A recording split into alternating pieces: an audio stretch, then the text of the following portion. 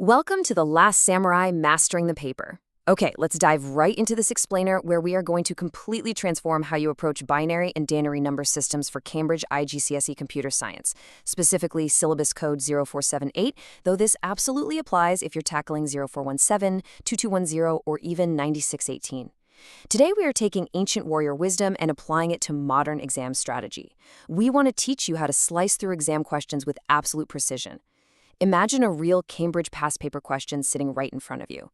It's a 6-mark question on applying binary to an automated factory system. Now, I want you to picture two types of students taking this exam. First, we have Alex. Alex overloads the page. He dumps raw computer science facts, scribbles down everything he knows about base 2 and base 10, but provides zero actual analysis of the factory system. Then, we have Sam. Sam rushes. Sam completely misses the command word explain, writes a single vague sentence, and moves on. If we were holding a red pen right now, both of those papers would be bleeding red ink. Why? Because they lack discipline. The goal here is to elevate your strategy from basic chaotic recognition to targeted elite application. To get you that top grade, we have a very clear roadmap today. Think of this as your training sequence. We're going to cover the connected concept, where we link theory to reality, your theoretical anchor to keep you grounded, a flawless technical methodology, which is basically your sword strike technique. Then, how to dodge those common exam errors that trip up so many candidates. And finally, the perfect revision cycle to lock it all in. We are moving you away from rote memorization and toward a structured, context-driven strategy that actively hunts down and captures those examination marks. All right, Section 1, the connected concept. Moving from isolated facts to real-world application. To start, we really need to understand that Cambridge examiners do not award top marks just because you can regurgitate short, memorized labels. Looking back at Alex, our fact dumper, he knows what a binary shift is, sure. But in an IGCSE-style exam, binary and Denary systems sit inside a much larger, connected ecosystem. We have to stop treating these number systems as isolated math problems floating in a void. A strong, mark-winning understanding always begins with a realistic digital scenario. If the paper asks about MAC addresses or color codes in a web design firm, that is your arena. You have to fight the battle in that specific arena. Now, listen to this quote carefully, because this is a massive, flashing warning light directly from the examiner reports. Students often know the theory, but lose marks because they do not anchor their explanation to the details provided.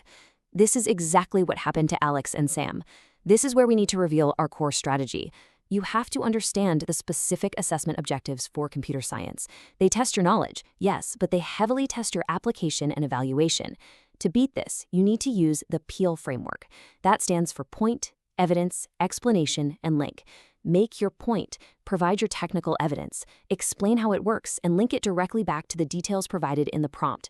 If you don't anchor your binary conversion process to why the system actually needs it, what practical consequence follows for the user, you are literally just leaving marks on the table. Generic responses rarely gain full marks, and this comparison brilliantly illustrates why. Let's do a quick mental interactive challenge right now. I want you to imagine two answers. Answer A says, binary is base 2 and computers use it because they have switches. Answer B says, the automated robot uses binary because its microprocessors rely on logic gates, which process the ones and zeros as high and low electrical voltages to execute movement commands. Spot the PEAL framework? Answer B makes a point, gives evidence, explains the logic gates, and links it to the robot's movement. That is a contextual answer. Examiner-style performance absolutely thrives on that level of specificity. Before we continue, subscribe to our YouTube channel, Ace the Exams, at acetheexams_IGSE to excel in your Cambridge examinations. Click that subscribe button and hit the bell icon right now. Seriously, whether the context is a bank, an industrial control network, or a security breach, your explanation must live and breathe inside that specific reality to get those marks. Moving on to Section 2, the theoretical anchor. Distinguishing similar ideas for precision. This is where the real transformation happens. We're going to take Alex and Sam, and we're going to apply the computer science success blueprint to their answers. Building a solid theoretical anchor means you clarify exactly what digital problem is being solved before you write a single word. When you take a breath, act like a strategist, and answer the what and the why first, your terminology actually becomes meaningful. But a massive part of this anchor relies on your ability to distinguish between concepts that sound dangerously similar when you're under the pressure of the exam clock. Let's look at a classic area where marks vanish. Computer science mistakes so frequently arise when learners confuse nearby concepts. Think about memory versus storage. If you're asked how binary data is handled during a live video stream, and you mix up whether that data is sitting in active volatile RAM, memory, or being written to a long-term solid-state drive, storage, your entire technical explanation is going to unravel. We want to see those red pen marks turn into green check marks. If Alex rewrites his answer using the success blueprint, he stops listing every storage device he knows and instead uses Peel to explain how the binary stream is buffered in RAM for immediate processing. Suddenly, a 1-mark answer transforms into a 4-mark answer. Your dense study notes must train you to compare these specific concepts. What about Sam, who always rushes?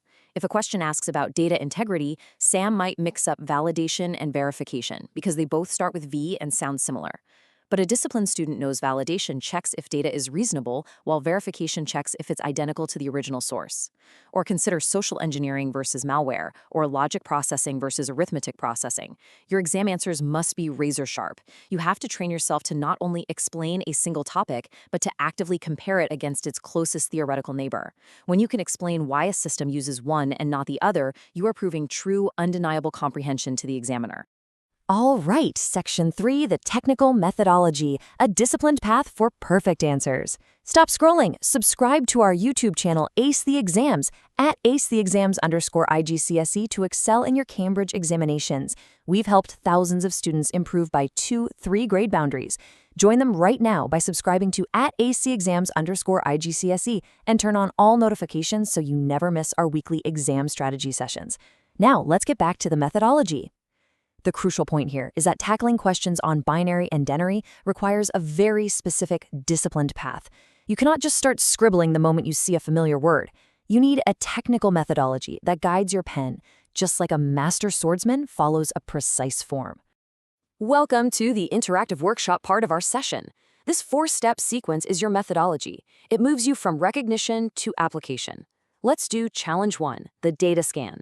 I want you to imagine a complex table of binary values representing temperature sensors in a greenhouse. You have a 60-second mental timer.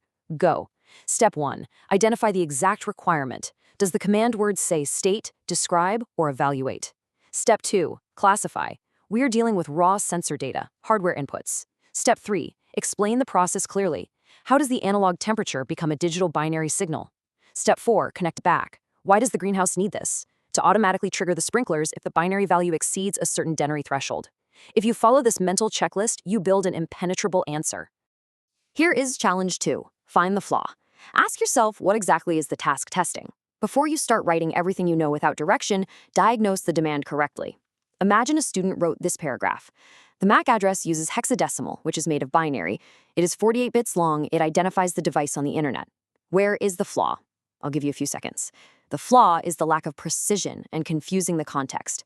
A MAC address identifies a device on a local network, not the wider internet. That's an IP address. And it didn't explain why hexadecimal is used instead of binary for human readability. Diagnosing the demand prevents the classic brain dump. You must supply the exact answer required, not just loosely related facts. Section 4, avoiding common exam errors, the classic wrong turns. Time for Challenge 3, speed writing. We are going to look at where students typically bleed marks. I want you to mentally prepare to outline a Peel paragraph in your head as we go through these errors. Because even with a great methodology, if you step on a landmine, your score drops. Good preparation doesn't just teach you the right pathway, it actively warns you about the traps. Let's debrief the classic wrong turns. The most common errors come from missing steps or simply ignoring the scenario entirely. Vague wording is a silent killer in computer science. Saying binary makes it faster means absolutely nothing. Faster than what? Why? Missing process steps is another huge one. Skipping a step in a data transmission process because you assume the examiner knows it is a fatal mistake. You have to pretend the examiner is an alien who knows nothing, and you are explaining the technology from the ground up, inside the context of the prompt. If you describe a different, loosely related technology, like talking about compilers when the question is about interpreters, you get 0 marks, no matter how beautifully written it is. This is perhaps the biggest trap of all. Naming a device or method without explaining how it works will absolutely lose you marks. This is the name-dropping trap. It is a major pitfall to just drop the name of a concept, like saying, the system uses a parity check. Okay, how? You are expected to use precise terminology and explain the processes clearly. Name-dropping doesn't prove you understand computer science. You have to explain that an extra bit is added to a binary string to make the total number of ones either even or odd, allowing the receiving device to detect transmission errors. You have to follow through with the full explanation. Draw your sword and complete the strike. We have reached Section 5, the perfect revision cycle. 3 passes to exam mastery. We are now going to bring all of this together into the final ultimate system. Knowing the information is only step 1. Organizing it in your brain so you can retrieve it under intense exam pressure is step 2. We are going to give you the 3 rules that guarantee top marks: command word decoding, the Peel framework application, and the time management matrix. Let's talk about the time management matrix first. A good rule of thumb is 1 mark equals roughly 1 minute of writing. Don't spend 10 minutes on a 2-mark question. Now, to build the speed to do that, you need this 3-pass revision cycle. Pass 1, secure your key definitions and contrasts. Pass 2, practice the actual mechanics. Rehearse your worked explanations, your logic gate diagrams, your binary shifts. But Pass 3 is the absolute game changer. Change the scenario. Force yourself to apply the exact same binary concept to a smartphone, then to a factory robot, and then to a banking network, justifying your choices each time. That is how you build an agile, warrior-like mind. Look at this cheat sheet. If you can answer these 4 distinct memory prompts aloud for any topic in the 4078 syllabus, your knowledge is exam ready. What is it? How does it work? Where is it used? And why is it chosen over alternatives? These 4 questions are your ultimate self-assessment tool. If you stumble on any of them, go back to the blueprint. And listen, the proof is in the results. Students who implement these exact computer science strategies see an average improvement of 2 grade boundaries. But that only happens if they practice consistently with our weekly videos and apply this level of discipline. So, I leave you with this final challenge. Can you rebuild your knowledge of binary systems using a completely new, realistic scenario right now? Ask yourself this before your next exam, because mastering how these systems apply to real-world contexts is what truly separates the good students from the great ones. Real-world transfer is everything. Here's your final reminder. Subscribe to our YouTube channel, Ace the Exams, at acetheexams_IGCSE to excel in your Cambridge examinations. Subscribe right now to @acetheexams_IGCSE and click that bell. Don't let another exam pass you by. Drop a comment below with your target grade for computer science and the biggest challenge you're facing. Our team responds to every comment. Like and share this explainer with a study partner. Ace the Exams, your Cambridge success starts here.